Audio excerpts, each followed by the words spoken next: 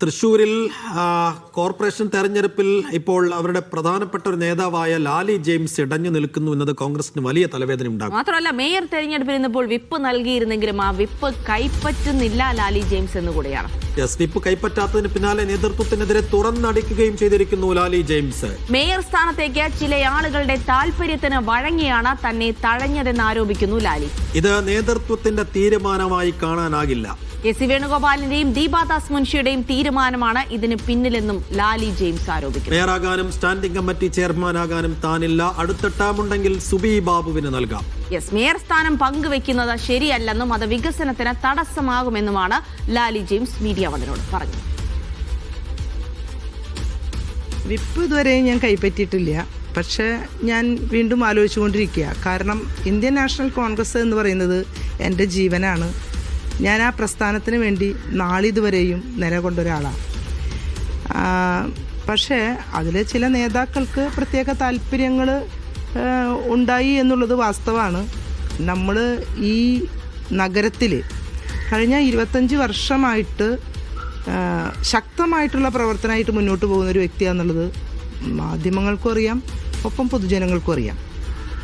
അപ്പോൾ നമ്മൾ കഴിഞ്ഞ 15 വർഷം കൗൺസിലിൽ, നീണ്ട 10 വർഷം പ്രതിപക്ഷത്ത് നമ്മൾ ശക്തമായിട്ട് നിലകൊണ്ട് ഈ ഒരു ഭരണം വരാൻ വേണ്ടി ഏറെ കാത്തിരുന്നൊരു വ്യക്തിയാണ് ഞാൻ. അത് ഏത് കോൺഗ്രസ്സുകാരനേക്കാളും ഉപരിയായിട്ട് എനിക്ക് തോന്നുന്നു ഇന്ത്യൻ നാഷണൽ കോൺഗ്രസ് അധികാരത്തിൽ വരണം എന്നുള്ള വലിയ ആഗ്രഹമാണ് ഞങ്ങളുടെ കഠിന പ്രയത്നത്തിൻ്റെ പിന്നിലുണ്ടായിരുന്നത്. ആ കഠിന പ്രയത്നം നമ്മൾ ഏറ്റെടുത്തത് ഈ ഒരു ഭരണം വരാൻ വേണ്ടിയിട്ടാണ്. തീർച്ചയായിട്ടും എനിക്ക് അർഹതപ്പെട്ടത് തന്നെയാണ് ഈ ഒരു മേയർ പദവി എന്നുള്ളത് എനിക്കും അറിയാം, പൊതുജനങ്ങൾക്കും അറിയാം.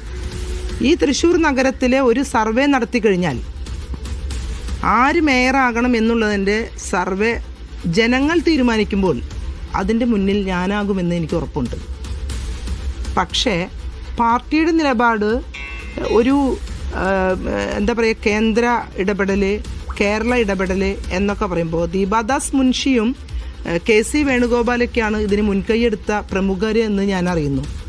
പക്ഷേ ഈ ദീപാദാസ് മുൻഷിക്കോ KC വേണുഗോപാലിനോ ഇവിടുത്തെ ഒരു വാർഡുകളെക്കുറിച്ചോ അല്ലെങ്കിൽ പ്രയത്നിച്ചവരെക്കുറിച്ചോ പാർട്ടിയിൽ കഷ്ടപ്പെട്ടവരെക്കുറിച്ചോ അറിയാതെ പോകുന്നത് വളരെ ദുഃഖകരമായൊരു കാര്യമാണെന്നാണ് എനിക്ക് പറയാനുള്ളത്.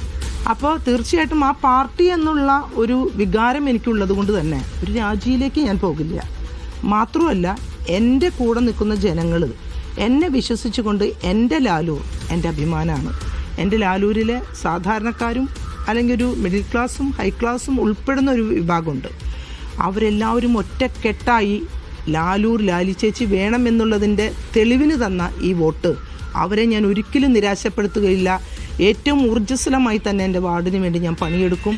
ആ വാർഡിൽ കൊണ്ടുവരാൻ പറ്റിയ മുഴുവൻ വികസനങ്ങളും ഞാൻ കൊണ്ടുവരും.